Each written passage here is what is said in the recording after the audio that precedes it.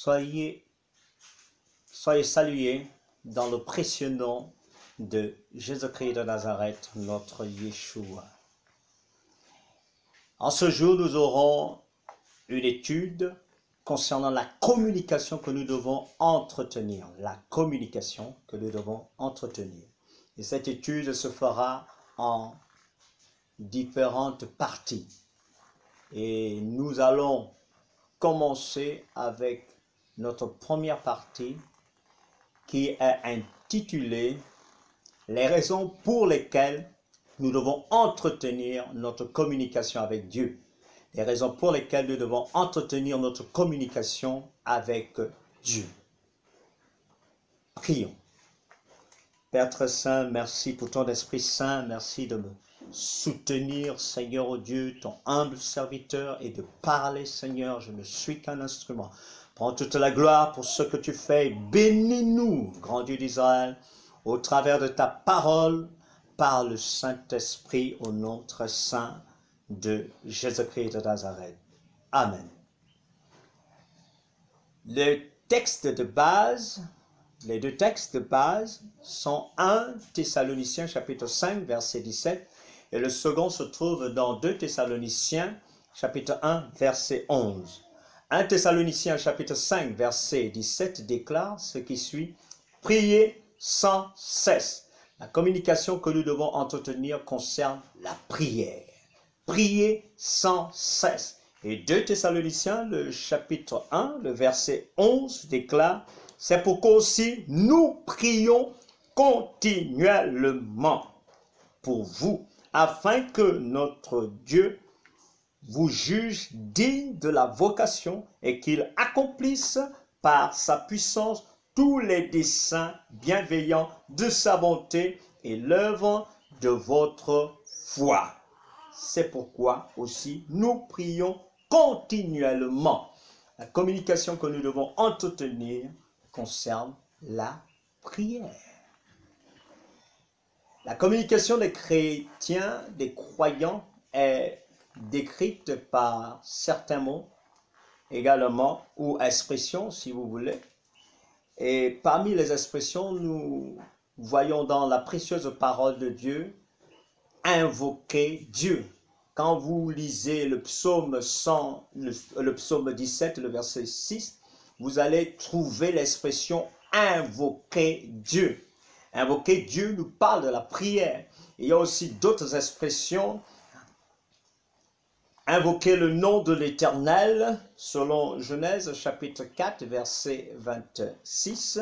Invoquer le nom de l'Éternel nous parle également de la prière. C'est la communication. Il y a aussi crier à l'Éternel. Crier à l'Éternel, selon le psaume 3, verset 5. Crier à l'Éternel, c'est aussi la communication, le fait de crier à l'Éternel. Élever son âme à l'Éternel. Selon le psaume 25, verset 1. Élever son âme, c'est aussi ça, la communication envers l'Éternel. Ça parle toujours de la prière. Il y a encore une autre expression qui parle toujours de la prière, c'est chercher l'Éternel. Chercher l'Éternel selon Ésaïe, le chapitre 55, verset 6. Chercher l'Éternel.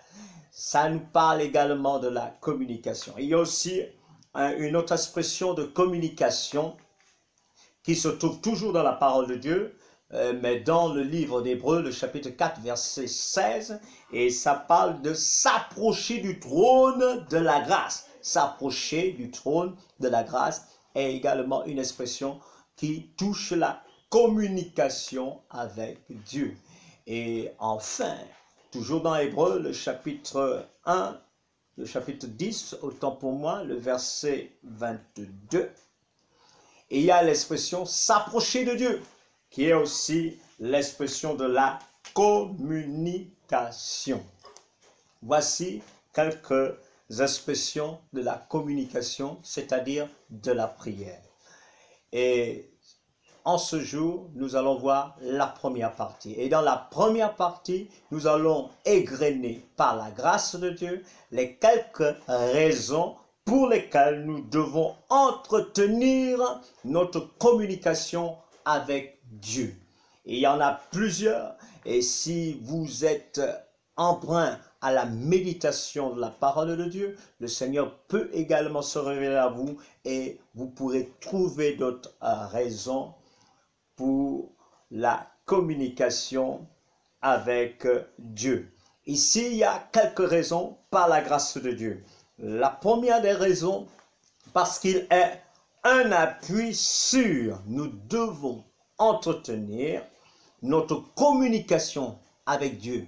Souvenez-vous, la communication, c'est la prière. La communication, ce sont les invocations, invoquer l'Éternel, l'appeler, prier l'Éternel.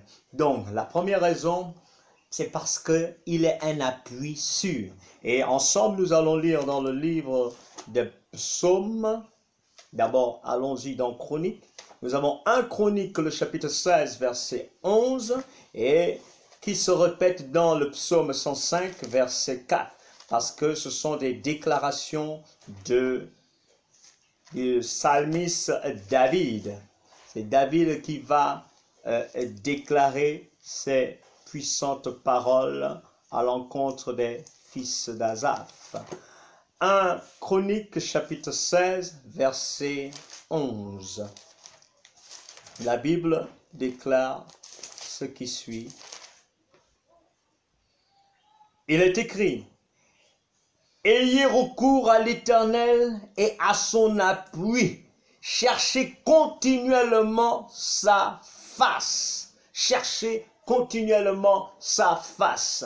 L'une des raisons où nous devons maintenir notre communication avec l'Éternel, c'est parce qu'il est un appui sûr. Nous devons chercher sa face. Donc, celui qui maintient la communication avec Dieu est cette personne qui maintient la prière avec Dieu, qui cherche Dieu dans la prière, qui recherche sa présence. Quand il y a un problème dans la vie, ne cherche pas l'appui chez les hommes, cherche d'abord l'appui chez l'Éternel. C'est lui qui règle tous les problèmes. La Bible déclare quelque chose de merveilleux, que celui qui bâtit, s'il ne bâtit pas, si l'Éternel ne bâtit, ceux qui bâtissent, bâtissent en vain. Si l'Éternel ne veille, ceux qui veillent, veillent en vain. Le meilleur appui pour toi et pour moi, c'est l'Éternel. Quand il y a une difficulté, nous devons premièrement courir à la prière. Nous devons d'abord communiquer avec Dieu quand il y a un problème. Avant de communiquer avec les hommes, avant de communiquer avec nos parents, nous devons d'abord présenter la difficulté, le problème à l'Éternel des armées, parce que c'est lui l'appui sûr. Les hommes vont nous décevoir d'une manière comme une autre, mais l'Éternel ne nous décevra jamais. C'est l'Éternel qui est la solution à ton problème, au problème par lequel tu passes. Les hommes ne peuvent pas te comprendre, les hommes ne peuvent pas régler tous tes problèmes, et même les moyens financiers, même tout ce que tu as comme matériel, même tout ce que tu as comme acquis, n'est pas un appui sûr en temps de difficulté, n'est pas un appui sûr face à la mort, n'est pas un appui sûr contre les puissances des ténèbres. Celui qui est l'appui sûr, c'est l'Éternel Dieu des armées. C'est son fils Yeshua, celui qui est venu sur la terre. Il a déclaré: je suis le chemin, je suis la vérité, je suis la vie. Appui sûr. C'est pour cela que nous devons impérativement entretenir notre communication avec Dieu, parce que c'est un appui sûr. Quand tu es seul, souviens-toi de l'Éternel, il est un appui sûr. Mais les hommes sont instables. Aujourd'hui, ils sont d'accord avec toi et demain, ils peuvent changer de bouche. Pourquoi? Parce qu'ils n'ont pas de stabilité comme l'Éternel. Et j'aime la parole de Dieu. Elle déclare une chose merveilleuse. Le ciel et la terre passeront, mais la parole de Dieu demeure éternellement. Mais qui est la parole? Le Fils de Dieu qui s'est fait chair. Il est venu mourir pour toi et pour moi. C'est ce Fils de Dieu sur qui nous, les chrétiens des derniers siècles, des derniers temps, nous nous appuyons. Celui qui s'appuie sur le Fils s'appuie sur le Père parce qu'il pouvait déclarer quelque chose de merveilleux, notre Christ de gloire. Que celui qui m'a vu a vu le Père. C'est merveilleux. Celui qui avait vu Christ avait vu le Père. Donc celui qui croit en Christ, il croit au Père. C'est pour cela qu'il pouvait dire demandez, demandez, demandez. Quand il y a une difficulté, il faut prier. L'appui sûr, c'est l'Éternel, le Dieu des armées. C'est Yeshua, le Saint-Fils de Dieu, le Christ de gloire. Et la deuxième raison pour laquelle nous devons entretenir notre communication avec Dieu, c'est parce qu'il est disponible actuellement. Donc pour le premier point, le deuxième passage biblique, c'est une répétition selon le psaume chapitre 105, verset 4. Ce sont les mêmes paroles qui se retrouvent là-bas. Donc le deuxième point, parce qu'il est disponible actuellement, nous devons maintenir notre communication, nous devons l'entretenir avec Dieu parce qu'il est disponible actuellement. Dieu est disponible, l'Éternel est disponible, le Saint-Fils de Dieu est disponible. Il est disponible, c'est pour cela que nous devons maintenir, entretenir cette communication. Souvenez-vous, la communication dont nous parlons ici, c'est la prière, c'est la prière, c'est la prière, la communication. Et dans la communication, il y a ce qu'on appelle l'émetteur, celui qui envoie le message, et le récepteur, celui qui reçoit le message. Qui est celui qui envoie le message? C'est l'homme vers Dieu. Qui reçoit le message? C'est l'Éternel, Dieu des armées, qui reçoit notre message. Donc, nous devons maintenir cette communication parce que l'Éternel est disponible. Selon Ésaïe, chapitre 55, verset 6. Ésaïe, chapitre 55, verset 6. Il est écrit dans le verset 6 de Ésaïe 55, « Voici tu appelleras des nations et que tu ne connais pas. » Verset 6, autant pour moi. « Cherchez l'Éternel, voilà. Cherchez l'Éternel pendant qu'il se trouve, invoquez-le tandis qu'il est prêt. » Cherchez l'Éternel pendant qu'il se trouve, invoquez-le tandis qu'il est prêt. Parce qu'il est disponible actuellement, nous devons maintenir notre communication avec l'Éternel. Maintiens ta communication, maintiens tes temps de prière, maintiens tes temps d'invocation envers l'Éternel. Maintiens cette communication en permanence. Parce que maintenant, l'Éternel est disponible. Le Saint-Esprit est disponible. Jésus-Christ de Nazareth, le roi de gloire, le Yeshua est disponible. Un jour, l'Esprit de Dieu va enlever l'Église. Et quand l'Église sera enlevée, Dieu ne sera plus disponible. Il ne sera plus disponible comme au temps de la grâce. Et nous sommes dans les temps de la grâce. Il faut profiter de ces instants pour multiplier les temps de prière, pour maintenir cette communication. Ne la casse pas, ne la brise pas, ne la détruis pas, mais maintiens-la parce que Dieu est disponible. Il est disponible pour toi, même quand tu crois que tes prières ne marchent pas, même quand tu crois que tes prières ne montent pas. Même quand tu crois que l'Éternel est loin, en fait, l'Éternel n'est pas loin, il n'a jamais été loin. Son fils s'appelle Emmanuel, cela veut dire Dieu avec nous. Dieu a toujours été avec nous. Et au temps de la grâce, nous devons maximiser notre communication avec l'Éternel. Parce qu'il est disponible. Il est disponible pour toi, Quand tu passes par la douleur, quand tu passes par la souffrance, quand tu passes par les incompréhensions, quand tu passes par des difficultés, il est disponible pour toi. Il est disponible pour toi quand les hommes t'abandonnent, quand les hommes ne sont plus là pour te soutenir, quand les hommes ne sont plus là pour t'encourager. Il est disponible pour toi quand tu te sens seul au monde. Il est disponible, même si tu te retrouves seul dans ta chambre et qu'il n'y a personne, même si tu te retrouves dans un endroit seul et qu'il n'y a personne. L'Éternel Dieu des armées est avec toi, le Yeshua est avec toi, Emmanuel est avec toi, il ne t'abandonne jamais, il ne te délaissera jamais, il est disponible. Même si tu ne vois pas encore l'exaucement de ta prière, je te dis que l'Éternel Dieu des armées est disponible, parce qu'un jour la prière sera exaucée. Ne casse pas la communication, maintiens cette communication, garde-la. Continue à maintenir le dialogue avec l'Éternel. Dis-lui ce qui ne va pas dans ton cœur. Dis-lui, avoue tes transgressions, avoue tes difficultés. Ne cache rien à l'Éternel. Dis, parle chaque jour, même si tu crois qu'il ne t'entend pas. Oh, les oreilles de l'Éternel ne sont pas sourdes. Oh, ni son bras trop court. Non, il écoute la prière.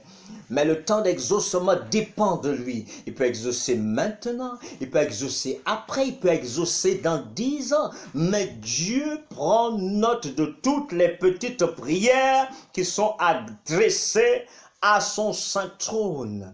Alors, ne casse pas la communication. Troisième raison.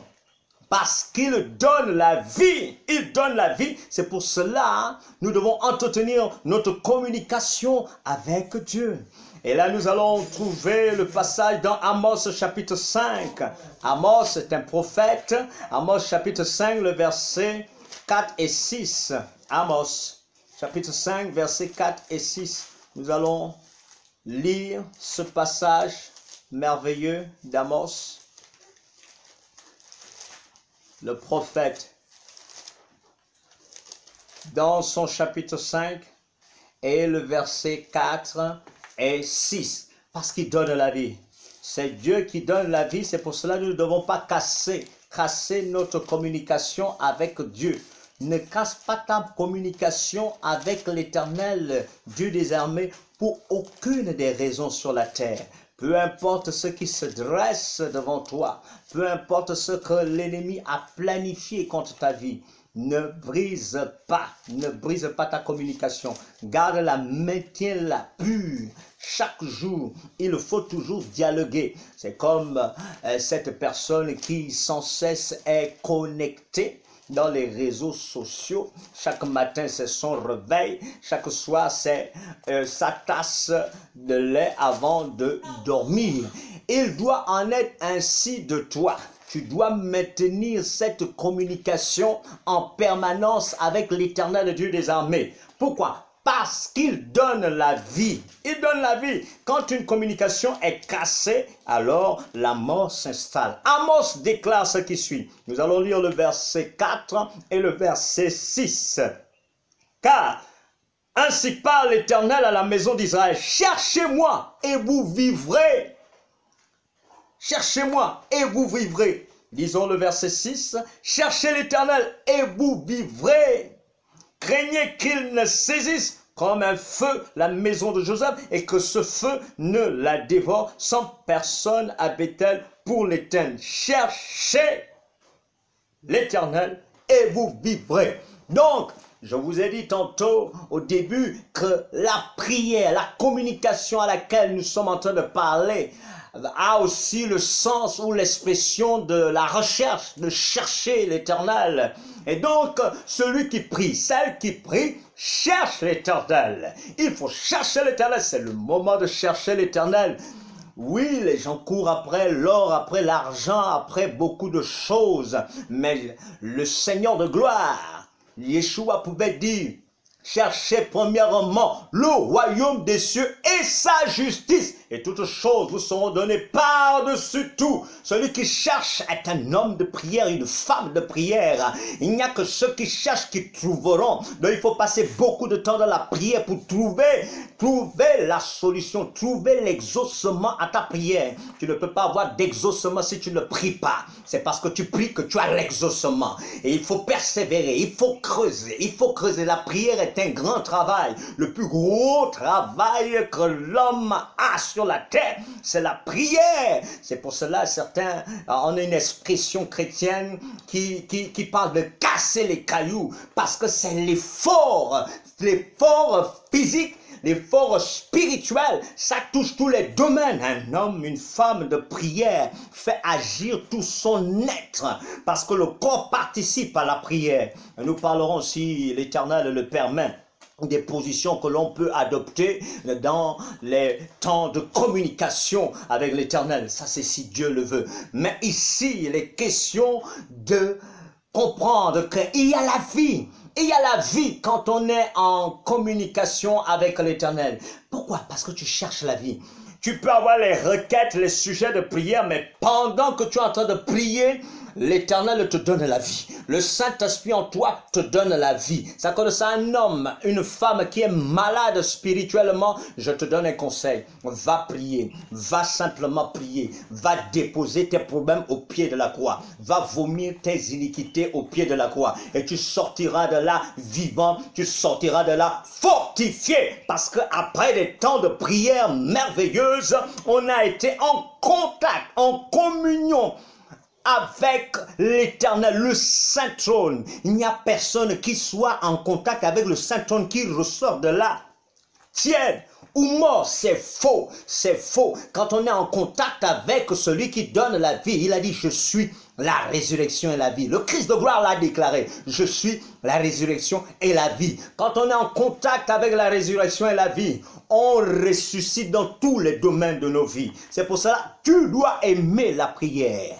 Et tu dois entretenir la communication avec l'Éternel Dieu des armées, le Seigneur de gloire. Et nous avons la grâce, nous qui sommes parvenus à la fin des temps, parce que le Saint-Esprit est là pour nous soutenir et pour nous fortifier.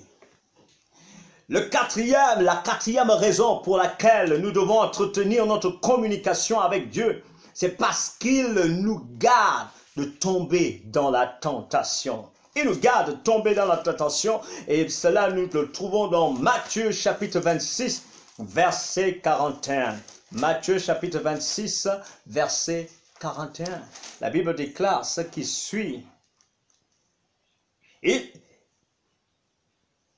Veillez et priez. Là, c'est le Christ de gloire, Yeshua, qui est en train de parler. Veillez et priez afin que vous ne tombiez pas dans la tentation. L'esprit est bien disposé, mais la chair est faible. Donc, il faut une communication avec le Saint-Trône pour être gardé de la tentation. Quand nous cassons la communication, nous devenons faibles, nous devenons vulnérables. Et c'est là où l'ennemi, la Bible dit, qu'il rôde comme un lion rugissant, cherchant qui dévorer. Et quand il voit que la communication avec le Saint-Trône est cassée, elle est brisée, volontairement ou involontairement, il saisit l'opportunité, il apporte toutes les tentations disponibles pour nous déstabiliser et pour nous enfermer si possible, pour éteindre à jamais la vie de prière. Qu'il n'en soit pas ainsi pour toi et pour moi, au nom puissant de Yeshua. Je te supplie, par les compassions du Dieu vivant et vrai, à renouer ta communication avec Dieu. Renoue ta communication avec le Saint-Esprit. Renoue ta communication avec Yeshua, le Prince de paix, afin qu'il te donne la force de ne pas tomber dans la tentation. Donc, quand il y a une tentation, nous devons garder les yeux fixés dans notre communication. Nous devons la maintenir. Nous devons rentrer dans la prière, dans la recherche de la présence de Dieu, afin d'être gardés. Et même le Christ de gloire pouvait, dans ses prières, dire: garde-nous de la tentation. C'est une prière et une prière merveilleuse. Garde-nous de la tentation. Donc, c'est le Seigneur qui nous garde pendant que nous sommes en communication avec lui. Nous sommes préservés des plans et des pièges de l'ennemi. Toute arme forgée contre toi, toute arme forgée contre nos vies est nulle et non avenue aussi longtemps que nous allons maintenir, entretenir notre communication avec l'Éternel Dieu des armées. Je t'invite, je te supplie, je t'encourage à t'investir, à soigner, à maintenir, à entretenir, à rendre valable ta communication avec l'Éternel Dieu des armées. Elle doit être toujours fluide, elle doit couler, elle ne doit pas s'arrêter. Nous devons être en contact avec lui. Il y a des hommes et des femmes sur la terre qui passent des heures et des heures au téléphone, qui passent des heures et des heures connectés à tierces personnes. Ils dialoguent et ils ne sentent pas que le temps est en train de passer. Ils sont heureux d'être là. Ils parlent et parlent et parlent et parlent. Mais il faut que la chrétienté puisse, je veux dire, copier cette attitude. Cette attitude, elle doit être l'attitude des enfants de Dieu. Passer des heures et des heures dans la présence de Dieu. Tu as déjà passé combien de temps dans la prière avec l'Éternel des armées? As-tu déjà passé 10 minutes sans sortir de là, sans être distrait? As-tu déjà passé 30 minutes sans sortir de là, sans être distrait? As-tu déjà passé 1 heure? Parce que c'est le minimum. Christ pouvait dire, vous n'avez pas pu veiller 1 heure avec moi. As-tu déjà veillé 1 heure avec le Christ de gloire sans être distrait dans sa présence? As-tu passé 2 heures ou plus? Ceux qui ont fait 2 heures ou plus, puisse l'Éternel vous soutenir. Continuez, parce que quand on passe beaucoup de temps dans la présence de Dieu, on est gardé de la tentation. La 5e raison pour laquelle nous devons entretenir notre communication avec Dieu, parce qu'il veut que notre joie soit parfaite. C'est extraordinaire. Il veut que notre joie soit parfaite. Et là, nous le trouvons dans le livre de Jean, chapitre 16, verset 24. Jean, chapitre 16, verset 24. Il veut que notre joie soit parfaite. Donc, nous devons maintenir cette communication. Là, c'est notre Christ de gloire qui parle et il déclare ceci. Verset 24. Jusqu'à présent, vous n'avez rien demandé en mon nom. Demandez et vous recevrez, afin que votre joie soit parfaite. Donc, nous devons maintenir, entretenir cette communication avec Dieu, afin que notre joie soit parfaite. Pourquoi? Parce que nous avons demandé et Dieu nous a exaucés. Mais pour avoir l'exaucement, il faut demander. Mais pour demander, il faut passer du temps dans cette communication. Et cette communication n'est autre que la prière. Et quand tu passes du temps dans la prière, c'est là où tu vas expérimenter Dieu m'a exaucé. Et quand Dieu exauce à son enfant, quelle est la réaction? C'est la joie. C'est la joie. Tu as été exaucé pour tel sujet, tu as eu de la joie. Tel autre sujet, tu as eu de la joie. Un grand sujet, tu as eu de la joie. Un petit sujet, tu as eu de la joie. Donc l'objectif de maintenir, d'entretenir cette communication avec Dieu, c'est pour que nous soyons toujours joyeux. C'est merveilleux. Toujours joyeux. Ça veut dire, tu as prié il y a de cela 1 semaine et puis l'exaucement vient la semaine qui suit. Tu es dans la joie. Tu as prié il y a de cela des années en arrière et l'exaucement atterrit 2 ans ou 3 ans plus tard. Quand tu es dans le désespoir, quand tu es découragé, et c'est là où tu as l'exaucement de ta prière. Et qu'est-ce que ça apporte? Ça apporte de la joie. Et c'est ça l'objectif de maintenir, d'entretenir notre communication avec Dieu, parce qu'il y aura toujours de la joie. La joie viendra de l'exaucement de tes prières. Tu ne peux pas être exaucé si tu ne demandes pas. Tu ne peux pas demander si tu n'aimes pas la vie de prière. Il faut maintenir la communication. Et enfin, par la grâce de Dieu, la dernière raison, parce qu'il aime à collaborer avec nous. Nous devons entretenir notre communication avec Dieu parce qu'il aime à collaborer avec nous. Retournons dans le livre de Matthieu. Matthieu, le chapitre 9, versets 37 et 38. 37 et 38. Matthieu, chapitre 9. Alors, la Bible dit ceci de merveilleux. Et là encore, c'est notre Christ de gloire qui parle. Versets 37 et 38, il est écrit. Alors, il dit à ses disciples, la moisson est grande, mais il y a peu d'ouvriers. Priez donc le maître de la moisson d'envoyer des ouvriers dans sa moisson. Il exhorte ses disciples à prier.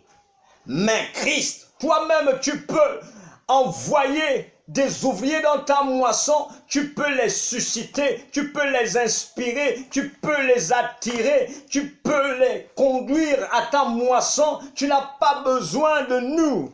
Nos prières sont quoi? Elles ne sont pas puissantes. Tu n'as pas besoin qu'un homme prie. Mais il dit, priez donc le maître de la moisson. Ça veut dire que tu es important quand tu pries, mon frère, ma soeur. Tu es important. Tu es important. Ta prière est importante. Quand tu fermes la bouche, les ténèbres travaillent. Quand tu ouvres la bouche pour la prière, le ciel travaille. La puissance de Dieu en mouvement. Le bras de Dieu est étendu. Les anges de l'Éternel sont en mouvement. Parce qu'il y a un saint, il y a une sainte qui est en train de prier sur la terre. C'est pour cela, maintiens ta communication. Que personne ne vienne te décourager. Que personne ne vienne te stopper dans ton élan de prière. Tu dois aimer la prière, la nuit comme le jour.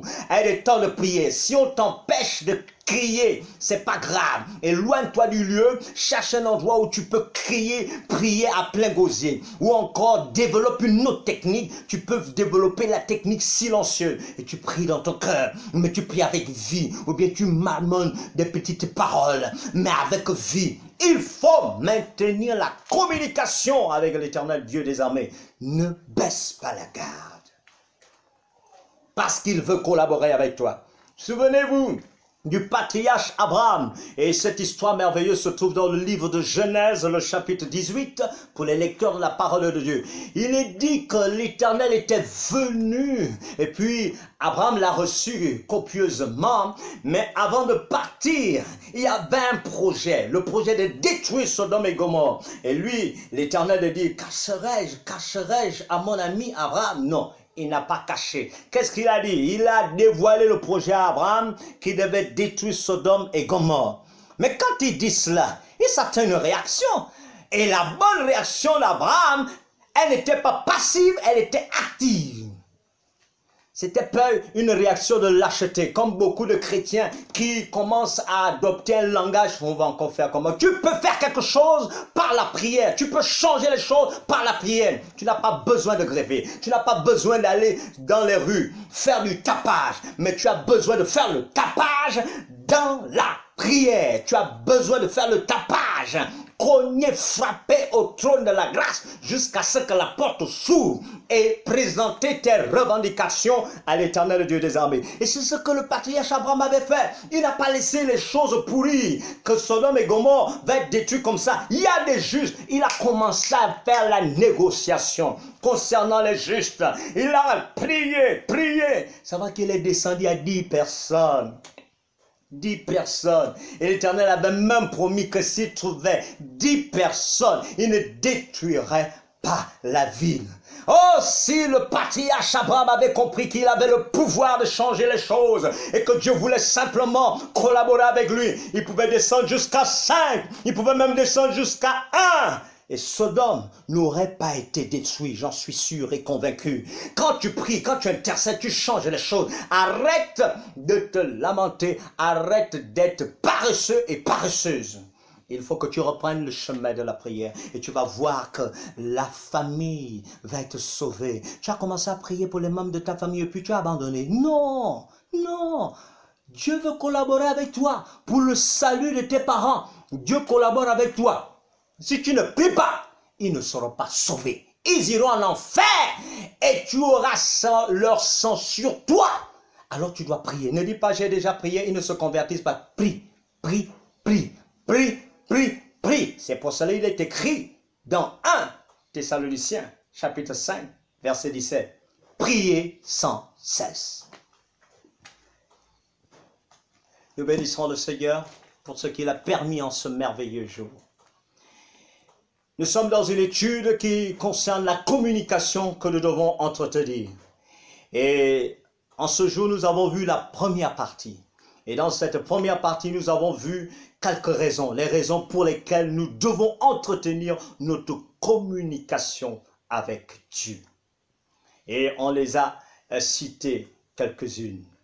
Parce qu'il est un appui sûr, parce qu'il est disponible actuellement, parce qu'il donne la vie, parce qu'il nous garde de tomber dans la tentation, parce qu'il veut que notre joie soit parfaite, parce qu'il aime à collaborer avec nous. Que l'Éternel vous bénisse et que l'Éternel vous aide à maintenir une bonne communication avec lui. Et prochainement, si Dieu le permet, nous verrons la deuxième partie. Comment maintenir une bonne communication avec Dieu. Comment maintenir une bonne communication avec Dieu. Puissions-nous prier. Père très saint, nous te bénissons et te rendons grâce pour tout ce que tu as permis. Merci pour ta précieuse parole. Bénis, Seigneur, tes enfants qui ont été en contact avec le Saint-Esprit, pas avec un homme.